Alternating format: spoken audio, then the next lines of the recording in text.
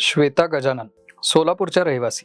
त्यांची मुले प्रीमॅच्युअर असल्या कारणाने त्यांचे वजन खूप कमी होते आणि त्यांच्या मुलांना वारंवार ताप येणे, सर्दी, खोकला होणे यासारखे त्रास होत होते. नमस्ते, मी श्वेता गजानन, जुळ्या मुलांची आई. एक मुलगा एक मुलगी आहेत आणि प्रीमॅच्युअर्ड आहेत.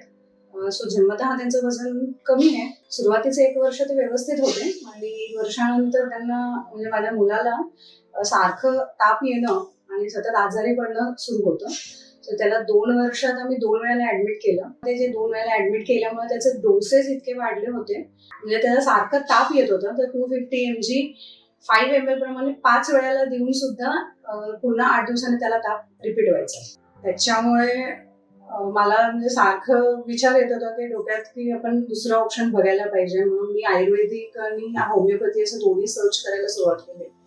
सो त्या दरम्यान मला मॉडर्न होमिओपॅथी क्लिनिकचा कॉन्टॅक्ट नंबर मिळाला. तर मी तसे सोलापुरात डॉक्टरांना भेटले. मी आता पूर्णपणे त्यांना होमिओपॅथीचं औषधं देते आहे. माझे मुलगा आणि मुलगी दोघेही व्यवस्थित आहेत. आता म्हणजे सारखं सातत्याने जे सर्दी, ताप, खोकला होता त्यात 80% पर्यंत आटोक्यात आलेला आहे.